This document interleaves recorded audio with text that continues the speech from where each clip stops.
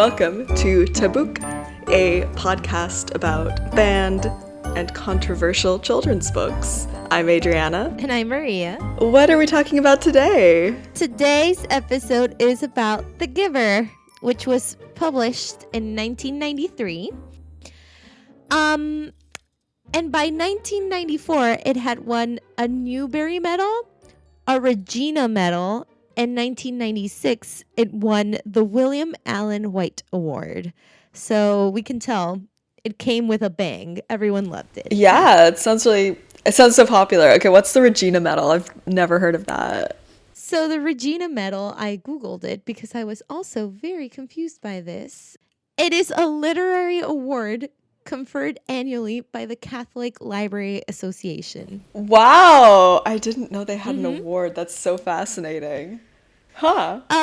It recognizes one living person for continued distinguished contribution to children's literature without regard to the nature of the contribution. Okay, that's kind of a shady little ad at the end there, but okay.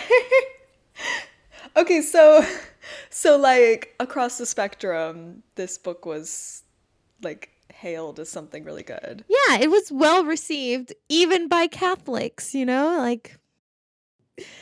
So The Giver, I don't know if you've read it before. I have not. It was a kind of like a staple of like 90s school libraries. I saw it around. Yeah, I did read it when I was like 16, which was too old for it, but I still read it. It's basically a dystopian book written before dystopia was coined as like the term for these books. But it's the story of an 11 turning 12-year-old boy called Jonas who lives in this futuristic society run by a group called the Elders. And the Elders decide everything for everyone. They decide what job you're doing, who you'll get married to, and who your kids will be because you get assigned to. And they do this according to everyone's interests and abilities. So they choose people like, oh, you're the best for this job, and that's what you're going to do for the rest of your life. I feel like it sounds logical, but I can see some flaws in this, perhaps. Well, the main flaw is everyone is equal, but there are no individuals. Everyone has to follow the same rules all the time. And there's like very weird specific rules. Like you're forced to apologize every single time for anything. And people are forced to accept your apology. So you're supposed to be like, oh, I apologize for this. And then the other person has to be like, oh, I accept your apology. And that's just like one of the rules of their society. Yeah. Huh. Okay, this is like niche, but kind of like A Wrinkle in Time, which also shows this like perfect society, but it's actually just super kind of like fascist and there's no individualism. And that was written during the sort of anti-communist kind of Red Scare moment in American history where people were really concerned about the implications of this kind of top-down, this is what you have to do. There's this sort of discourse, that is a potential way of life and we need to like fight back against it. Not saying that it's like anti-communist propaganda, but just that like when people were thinking about what a terrible society would be like, it was very easy to pull from what they've heard about communism and the horrors that it could perpetrate.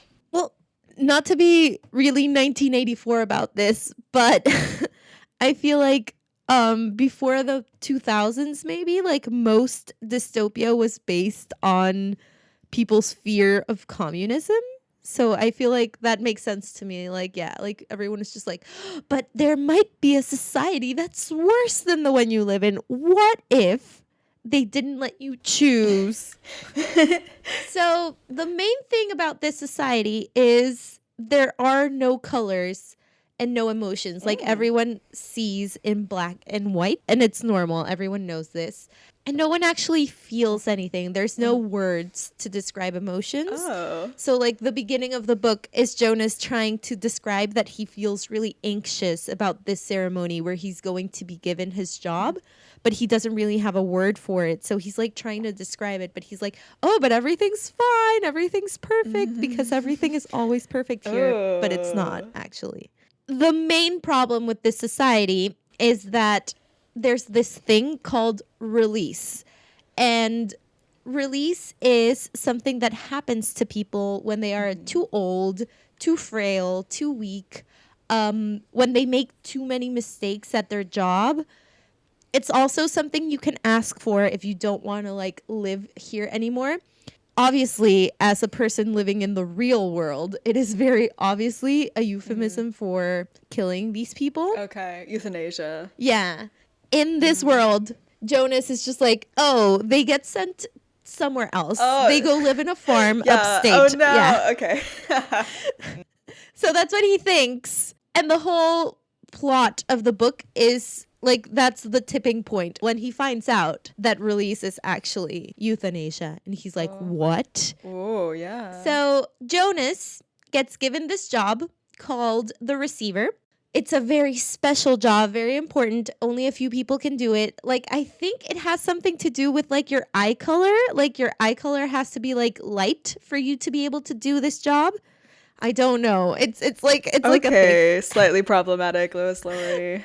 Okay. So Jonas is chosen to do this job because the receiver is the person who holds all the memories for this society. They hold all joy, all pain, all war, all poverty, all happiness, all love, everything is in the receiver. Like they know everything. Nobody else does. So they keep all of these things so that people don't have to suffer because of their knowledge of these things. Because because the receiver has all the memories for society, nobody else has to like feel anything. Only the receiver does, if that makes sense. Yeah, what a burden, I guess. Yeah, and that's like a main thing. Like Jonas and the other receiver who turns into the giver because he's giving Jonas the memories. Oh, okay. It's like a Jedi thing. Yeah. It's this weird thing where the memories can only be held by one person at a time. So like the giver gives Jonas the memories and then he doesn't remember them, but Jonas has them. And so the whole book is him and Jonas like talking about how people don't want to be burdened and how heavy of a job it is to be the sole receiver, because the giver is like 80 years old and he's been alone with those memories since he was 12. Okay. Yeah. So he's just like suffered for a really long time.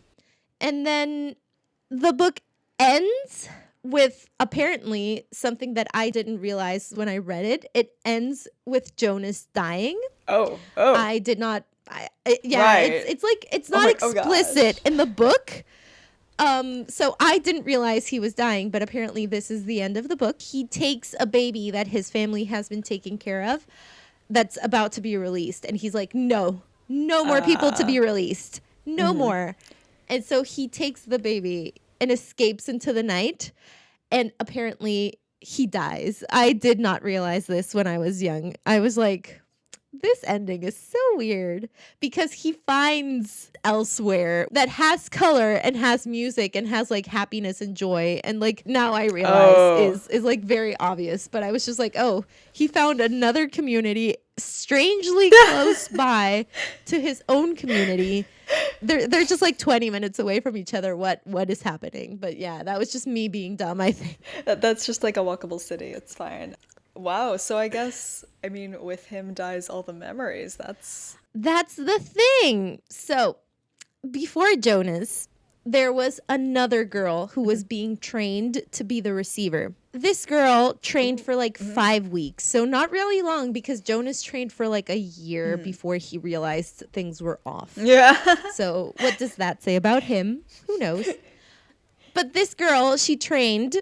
And then after 5 weeks, she asked to be released. And when she is, all of these memories like go back into the world and everyone receives them. Ooh. And so the world was chaos for a while. And supposedly the receiver, the giver, was supposed to help everyone, but he was like so distraught over the death of this girl that he had like trained and everything that he just didn't care. And so the world was just chaos for a little while. Ooh. Oh, that's interesting. Okay. And so now her name is banned. No one can ever reuse it. No one can ever say her name out loud ever again. Like she's banned from existence, from memory. God. Because she caused other people suffering. Right. By giving them these memories. Yeah, by releasing the memories back. It's an interesting book in the context of things being banned because it does sound like it's about like the control of information. Like, oh no, you can't have the memories because they would make you upset. So even if it's like good for humanity to know about things like wars, it like no, you can't. It's not for you. But not even the elders know about these things. Like the people who control everything, who have the rules, everything, they don't know either, which sounds like how would they like then why are they the elders? They don't have any more wisdom than anyone else. Like they know exactly the same amount of things. That sounds like the people who try to ban books they haven't read. I mean, I'm just drawing parallels here. So this book has been part of the American Library Association's most frequently challenged and banned books list between 1990 and 1999 and between 2000 and 2009. Quite a while. Yeah, in the 90s it was 11th place. And then in the 2000s it was 23rd. So top 25 since it's come out. This book is mostly challenged because of violence and because it's unsuited to the age group, which just means that it's too dark for children, according to people. That's such an objective thing. I mean, I do feel like you can talk about pretty much any topic in children's books as long as you do it well.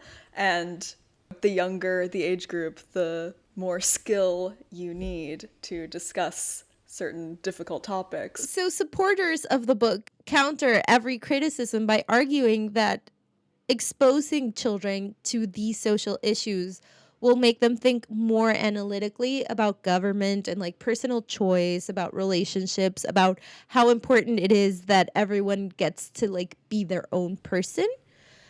And people who are against it mostly complain about the fact that Lowry never explains that suicide is not the solution to life's problems, because like she does talk about this girl who like euthanizes herself, and then the only thing that's like mentioned after that is that the giver was really sad, but like she never mentions that, oh, actually maybe this shouldn't have happened. Like she's just like, author's note, suicide is wrong. Anyway, back to the story.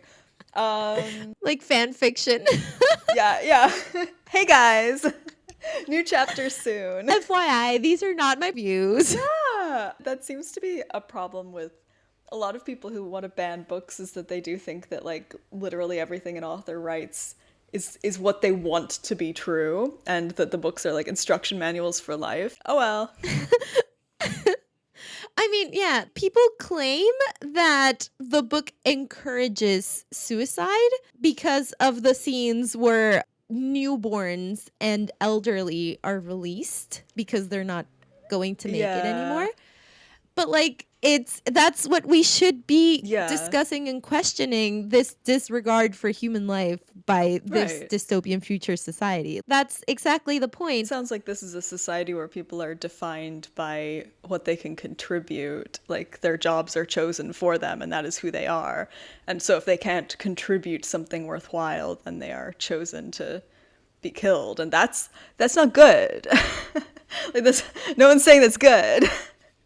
But also, that's kind of our society as well. Think about it. I know. Parents. I know. like in this society, it's not like, oh, the government is going to kill you if you don't have a job and aren't like good enough. But like if you don't have a job or anyone to like help you out, yeah, they're just gonna let you die on the streets and they don't really care. Yeah. So we're gonna start talking about all of the times this book has been challenged, because there have been many, many times. Okay.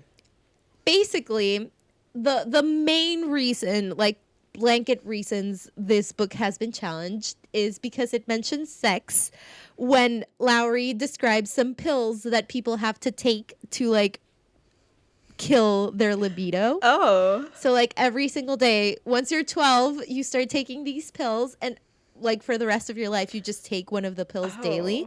And that's like a government issued pill that everyone has to take every single day so that they don't feel, you know, horny. Government anti-horny pill.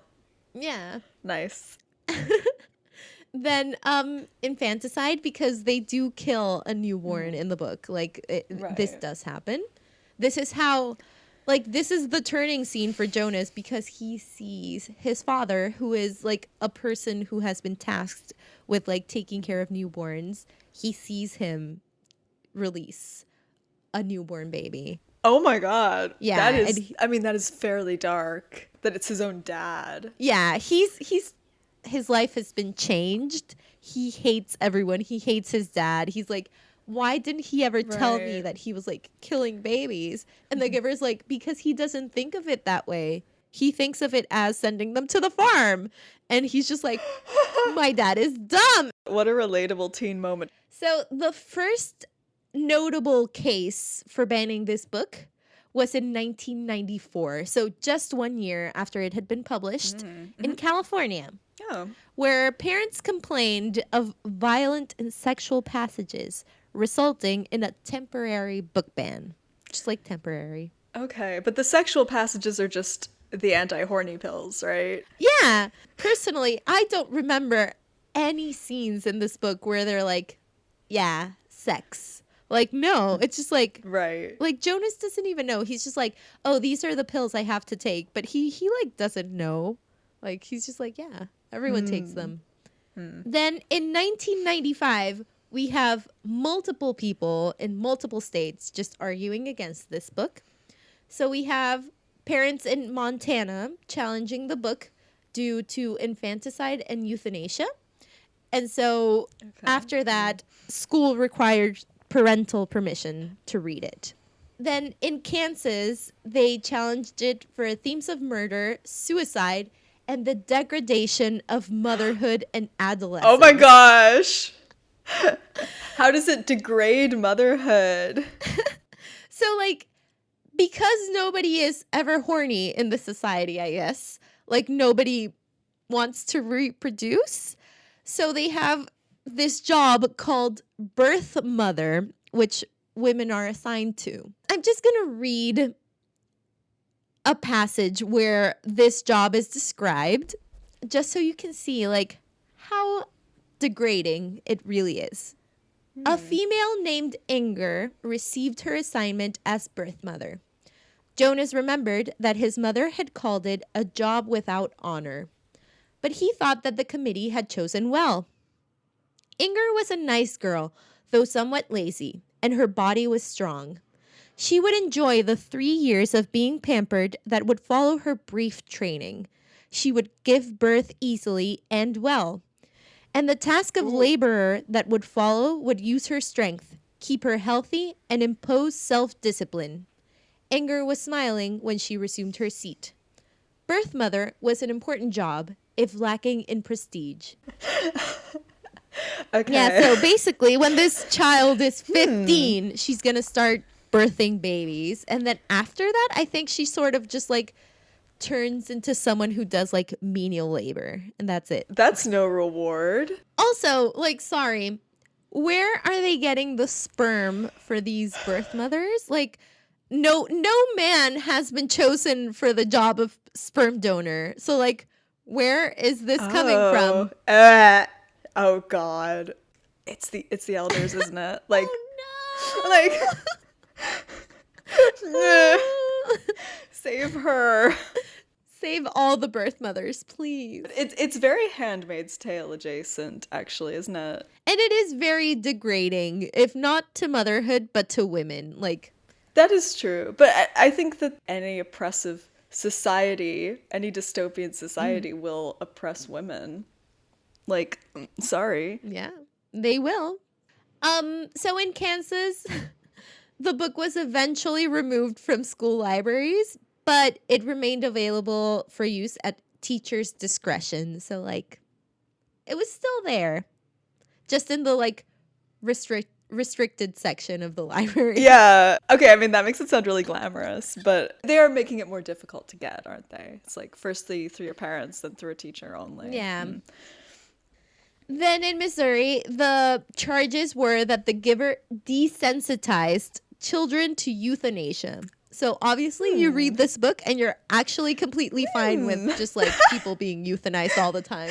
You're like, you know what? Like, I've read this before. Go ahead. Euthanize everyone. Just another jaded, cynical child who's read The Giver.